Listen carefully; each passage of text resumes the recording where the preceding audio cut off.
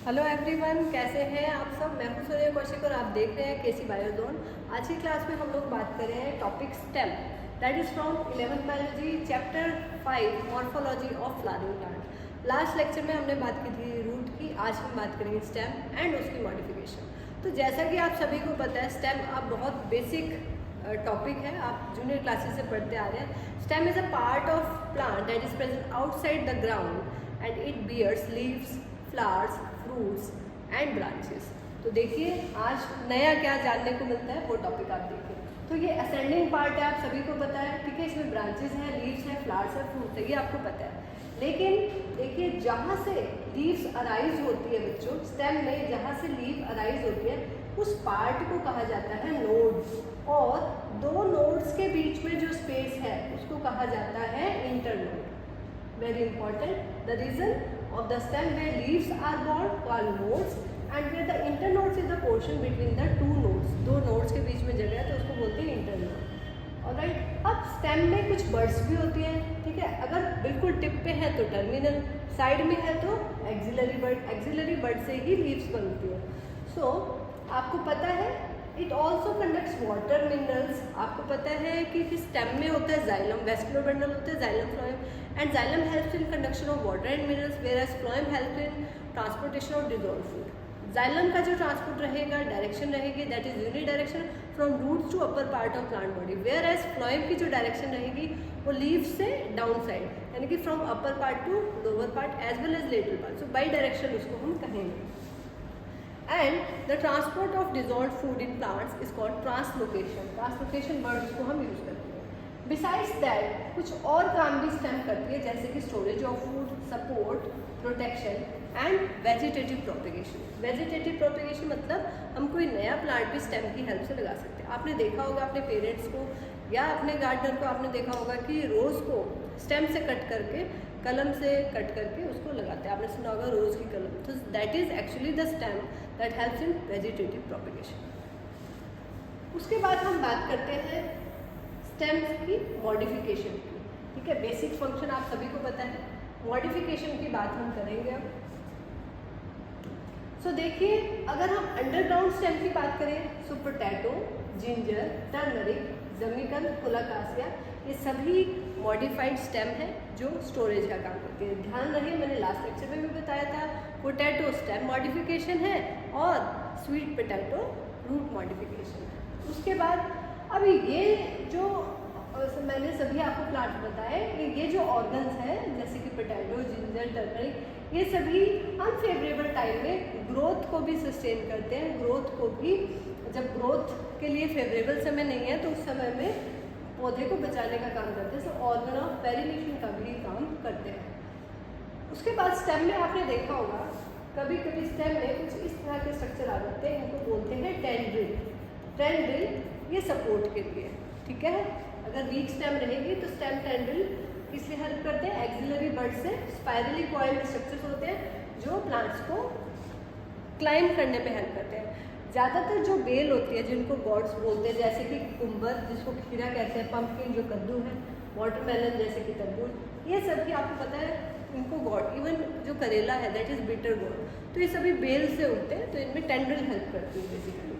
और कई बार कुछ प्लांट में जैसे कि बोगनविलिया में या सिट्रस प्लांट में, नींबू के पौधे में आप देखिए तो इसमें क्या होते हैं, थॉर्न्स होते हैं। थॉर्न्स यानी कि कांटे होते हैं। तो कांटे तो किस लिए होते हैं, प्रोटेक्शन के लिए होते हैं, ताकि जो ग्रेजिंग एनिमल्स हैं उनसे इन पौधों को बचाया जा सके इफ दे आर आउटसाइड। तो ये प्रोटेक्शन के लिए भी है, ब्राउजिंग एनिमल्स से उनको बचाते हैं। उसके अलावा कुछ प्लांट्स के अंदर स्टेम फ्लैट हो जाती है और लीव्स की तरह फोटोसिंथेसिस करती है।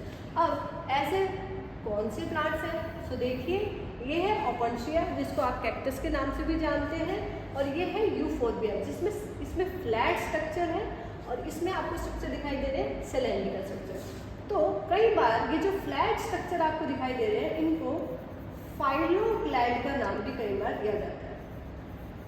फाइलोक्लैड लीफ की तरह ये फ्लैट स्ट्रक्चर फोटोसिंथेसिस यहाँ पे कर रहे हैं। And they have a thick waxy cuticle and sunken stomata that protects the water loss, because ऐसे जो प्लांट्स होते हैं ज़्यादातर they are present in desert area where water scarcity is there, पानी कम होता है ऐसी जगह में, तो फॉर दैट सर्वाइवल तो इसमें कुछ आपके एडेप्टेशंस हैं। उसके बाद हम बात करेंगे यूफोर्बिया, ये सिलेंड्रिकल शेप में रहेगा और इसमें भी ऐसे ही फ्रॉन्स या कांटे आपको नजर आएंगे। It also helps in photosynthesis. वहीं जहाँ हमने बात की है स्टेम मॉडिफिकेशन की, कुछ स्ट्रक्चर्स की, तो ये देखिए हमारी एनसीईआरटी में, अभी न्यू एनसीईआरटी में कुछ चीज़ें हो सकता है मिसिंग हो, पर for the need point of view we are doing all that is given in previous NCERT. तो ये देखिए अंडरग्राउंड स्टेम है जिंजर, जर्मिकल, पोटैटो। ये किसका काम कर रही है? स्टोरेज का काम कर रही है। वहीं हम बोगनविलिया की बात करें या हम सिट्रस प्लांट की बात करें, वहाँ स्टेम में जो स्पाइस लगे होते हैं, जो कांटे लगे होते हैं, ये किसका काम करें? प्रोटेक्शन का काम करें। थ्रॉन्स भी आप इनको बोल सकते हैं। ये जो आपका ऐसे स्पाइरली कॉइल्ड स्ट्रक्चर दिख रहे हैं एक्सिलरी बड से जो बन रहे हैं, इनको टेंड्रिल बोलते हैं। They are basically for support. ये जितने भी गॉड्स हैं, bottle gourd, bitter gourd, pumpkin, उन ग्रेप वाइन, उन सब के अंदर ही प्रेजेंट होता है फॉर सपोर्ट। ठीक है। वेजिटेटिव प्रोपेगेशन आपको पता है कि कई बार स्टेम के इस पार्ट को अगर हम तोड़ के या कट करके लगा दें तो नया प्लांट ग्रो हो जाएगा। अब नया प्लांट कैसे ग्रो होगा? तो आप देख सकते हैं कि यहाँ रूट स्टेम के अंदर भी रूट्स अराइज हो रही है कुछ पार्ट से। सो ये जो पार्ट है that can be taken for vegetative propagation. इसको आप कहाँ देखते हैं? इसको आप देखते हैं जो एक्वेटिक प्लांट है, जैसे कि पिस्ट्रिया, या फिर आप देखते हैं वो इकॉर्डिया क्रास्पिस, जिसको टेरर ऑफ बंगाल भी कहा जाता है, वाटर हियासिंथ भी कहा जाता है, तो उसमें आप इसको देते हैं। सो देखिए कुछ और मॉडिफिकेशंस की बात करेंगे। सो अंडरग्राउंड स्टेम जैसे कि कुछ प्लांट्स और में मिलती है, जैसे ग्रास में, स्ट्रॉबेरी में। तो यहाँ पे आप देखेंगे ना, जो इनकी स्टेम होगी वो जगह जगह पे रूट्स बनाएगी और नई नीचेस को बनाएगी, मतलब नई अपनी जो है जनरेशन स्टार्ट वहाँ पे कर रही है। ठीक है। जब ओल्ड प्लांट डाई हो जाता है तो नया प्लांट वहीं पे ग्रो हो जाता है। ऐसे ही मिंट यानी कि पुदीने में और जैस्मिन जो एक फ्लावरिंग प्लांट है, इसमें जो उसकी ब्रांचेस हैं वही जो है ज़मीन में जाके रूट्स बन जाती हैं उनमें से। और जैसे मान लीजिए ये प्लांट है जैस्मिन का, तो उसमें जो ब्रांच है वही it will moves down side towards the ground, और यहीं से आप एक कट लगा के रूट्स कई बार नेचुरली भी राइज हो सकते हैं। आप भी इसको आर्टिफिशियल वेजिटेटिव प्रोपेगेशन इससे कर सकते हैं। So they are made for vegetative propagation. ठीक है। उसके बाद अभी मैंने आपको पिस्टिया में जैसे बात की कि यहाँ पे एक नोड है और यहाँ पे लीव्स का एक रोजेट जैसा बन रहा है, यहाँ पे भी एक रोजेट जैसा बन रहा है और यहाँ से इनके रूट्स निकलते हैं। एक्वेटिक प्लांट में बहुत ज़्यादा रूट्स नहीं होते हैं। सो ये जो पार्ट है दिस इज कॉल्ड ऑफसेट, इसको कहते हैं हम offset. So this can be present in Pistia and इकॉर्डिया। तो इसको आप वेजिटेटिव प्रोपेगेशन के लिए, या कई बार खुद भी ये टूट के अगर पानी में गिर जाता है, so it will helps to grow a new plant. ठीक है। उसके बाद हम देखेंगे कुछ और प्लांट जैसे कि बनाना, पाइनएप्पल, क्रिसैंथेमम। इनके अंदर जो लेटरल ब्रांच होगी वो बिल्कुल बेस से ये राइज होगी। बनाना में आपने देखिए बिल्कुल लीव्स उसकी बड़ी बड़ी है और बिल्कुल बेस से राइज हो रही है अंडरग्राउंड पार्ट से। ठीक है। और जो वो ग्रो होती है वो दे ग्रो ऑब्लिकली। ठीक है। So I think all this part is from NCERT. ठीक है। एनसीईआरटी से था, सम पार्ट इज डिलीटेड और omitted in new NCERT, but I have explained all that because in NEET exam they can give questions alternatively on the naming of कि हमने तो ये plant kingdom से दिया है। So I hope ये topic easy है, so you can do from both deleted and non-deleted part. So I think video is helpful for you all to subscribe the channel because 95% watch time again from non-subscriber. So do subscribe it and do share it with your friend. If it is useful, do hit the like button. Bye bye.